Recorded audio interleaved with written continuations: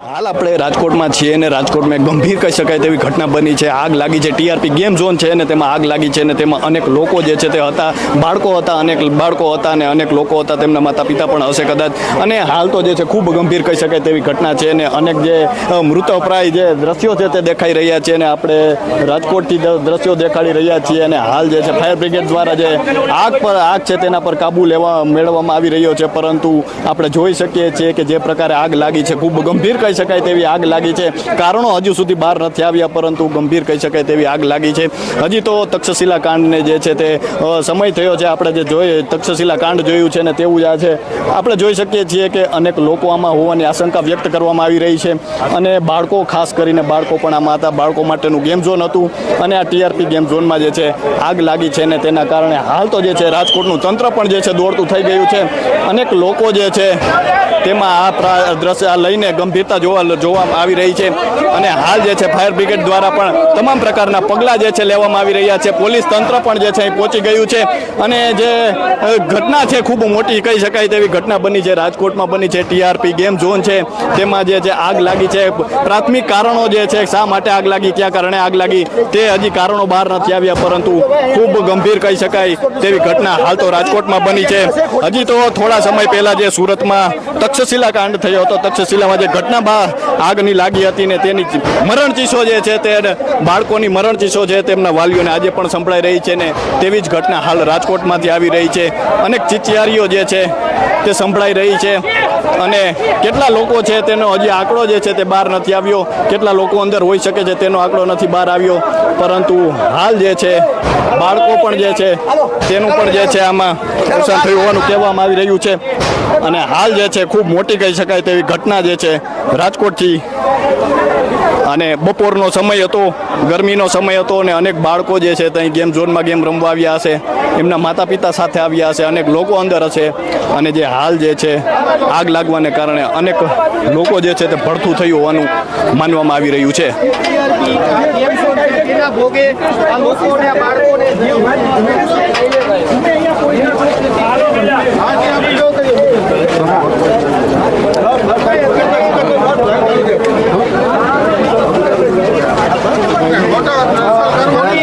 પાપે આ બાળકોની પરિસ્થિતિ આવી થઈ? મને એટલી ચોક્કસ કહીશ કે આના માટે કોઈ પણ કસૂરવાન હશે, જવાબદાર હશે, એમને છોડવામાં નહીં આવે, કોઈ પણ પ્રકારની બાંધછોડ કરવામાં નહીં આવે। આ જવાબદારી અમારી નૈતિક રીતે પણ છે અને એક પણ કસૂરવાન હશે એને છોડવામાં નહીં આવે। અત્યારે મેં જોયું એક કે બે બાળકોના મૃત્યુ થયા છે, એ માહિતી મારી પાસે આવી નથી। અમે બોડી પડી છે સામે। ઓ માય ગોડ, પણ ઈશ્વરને પ્રાર્થના કરું કે જેટલા લોકો અંદર છે સલામત રીતે બહાર આવે અને ફાયર બ્રિગેડના જવાનોને આપણે સૌ સપોર્ટ આપીએ। તમે શાસક પક્ષના નેતા છો, અધિકારીઓને કહેશો જે કોઈ જવાબદાર હોય એમની સામે કાર્યવાહી? હું આપના માધ્યમથી સ્પષ્ટ લાગણી વ્યક્ત કરું છું કે આ પ્રકારની ઘટના બનવી ન જોઈએ અને આ પ્રકારની ઘટના માટે કોઈ જવાબદાર હશે તો એને છોડવામાં નહીં આવે। હું જાહેરમાં કહું છું અને હું એનો ચોક્કસ એ પ્રમાણેનો અમલ પણ કરાવીશ। ચોક્કસથી મુકેશ દોશી જે શહેર ભાજપના પ્રમુખ છે તે પહોંચ્યા છે અને જે પ્રાથમિક માહિતી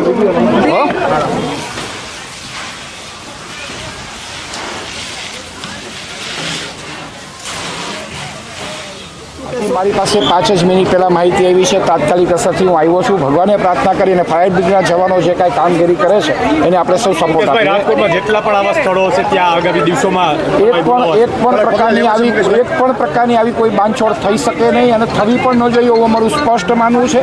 કાયદાનું પાલન બધા માટે થવું જ જોઈએ અને કાયદાનું પાલન બધાએ સરખી રીતે કરવું બેઝિક સ્ટ્રક્ચર છે, કોઈ પણ ફાયર સેફટી નથી જોવા મળતી। આના માટે જે કોઈ કસૂરવાર હશે એની સામે જે કોઈ કસૂરવાન હશે એની સામે પગલાં ભરવામાં આવશે એવું હું સ્પષ્ટ કહું છું। હજી હમણાં જ માહિતી મળી છે એટલે ભગવાનને એટલી જ પ્રાર્થના કરું છું કે બધા સેમ કેમ પાસ આવે।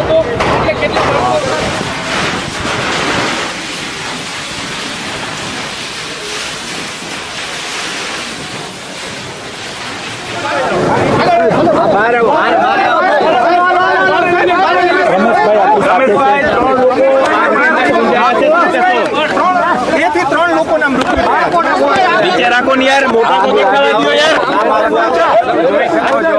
આગનું કારણ જાણવા મળ્યું નથી, પણ અંદર થયેલું છે. હજી બીજાને તપાસ કરે છે ફાયર બ્રિગેડ અને પોલીસ બધા, એ સતત ચાલુ છે કામગીરી. એટલે હવે તપાસના અંતે ખબર પડશે. બીજા રમેશભાઈ 3 લોકો ગુંજાયા હોવાની વાત સામે આવી રહી છે. 3 લોકોની વાત નથી, હજી એકાદ ડેથ થયું છે ને એકાદું હજી અંદર જાણવા મળશે. તપાસ ફાયર બ્રિગેડ પણ કરે છે અને પોલીસ પણ કરે છે. ચોક્કસ તેની તપાસ થશે અને જવાબદાર લોકો ઉપર રમેશભાઈ, ઉનાળાનો સમય છે, આવા ગેમ ઝોન ની અંદર નાના બાળકોને લઈને પરિવારજનો જતા હોય છે. આવી ઘટનાઓ ન બને એના માટે કોઈ સૂચના? ચોક્કસ એના માટે ફાયર બ્રિગેડ સાથે અમે ચર્ચા કરી, કમિશનર સાથે પણ, કલેક્ટર સાહેબ પણ અમારા સંપર્કમાં છે અને અમે પૂરેપૂરી એમાં તપાસ કરી અને જેને જવાબદાર લોકો ઉપર પગલાં લેવા.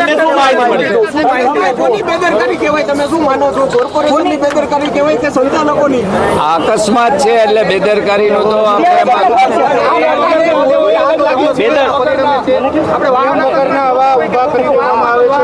આ પ્રકારના ગેમ ઝોનોમાં બધી પરમિશનો તો બધી જાણવા મળી કે લીધેલી છે, પણ ફાયરની સુવિધા નહીં હોય એ હવે અત્યારે તપાસના અંતે બધો ખ્યાલ આવશે. એટલે આમાં તો હવે હું શું કહી શકું. હવે તમે અગાઉથી તપાસ થવી જોઈએ.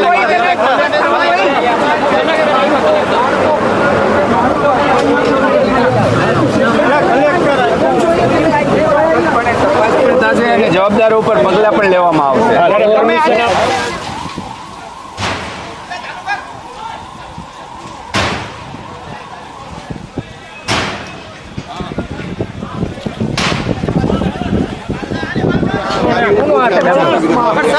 સર, આ ગંભીર ઘટના કહી શકાય.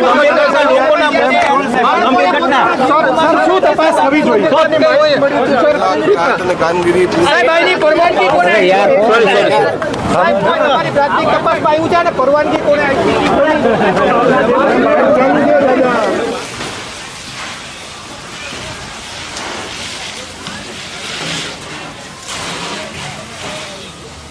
તો ખૂબ ગંભીર કહી શકાય તેવી ઘટના હાલ રાજકોટથી આપણે છીએ અને રાજકોટમાં જે છે રાજકોટ કલેક્ટર પણ આ ઘટના સ્થળે પહોંચી ચૂક્યા છે અને તેમના દ્વારા પણ જે છે તે બાંહેધરી આપવામાં આવી છે કે જે કોઈ પણ દોષી હશે તેમને પૂર્ણપણે સજા કરવામાં આવશે અને તાત્કાલિક પગલાં લેવામાં આવશે. પરંતુ આપણે જોઈ શકીએ છીએ કે અનેક લોકો જે છે તે આમાં હજી પણ ફસાયા હોવાની આશંકા વ્યક્ત કરવામાં આવી રહી છે. અનેક બાળકો હતા આની અંદર, કારણ કે ગેમ ઝોન હતું, બાળકો માટેનું ગેમ ઝોન હતું, અંદર અનેક રાઇડ્સો હતી અને શા કારણે હજી આગ લાગી છે તેનું કોઈ પ્રાથમિક કારણ જે છે તે હાલ તો બહાર નથી આવ્યું. પરંતુ તમામ તંત્ર જે છે તે અહીં પહોંચી ચૂક્યું છે. ફાયર બ્રિગેડના જવાનો દ્વારા જે છે તમામ પ્રકારની જે આગને જે છે કાબૂમાં લેવાના જે પ્રયત્નો છે તે કરવામાં આવી રહ્યા છે. અને હાલ તો જે છે રાજકોટમાં ખૂબ ગંભીર કહી શકાય તેવી પ્રકારની ઘટના જે છે હાલ તો સામે આવી છે અને 5 કિલોમીટરથી પણ જોઈ શકાય એટલા ઊંચા જે છે ધુમાડાના ગોટા જોવા મળી રહ્યા હતા અને આ ગેમ ઝોનમાં જે છે આગ લાગી છે તેનું કારણ જે છે હાલ તો બહાર નથી આવ્યું.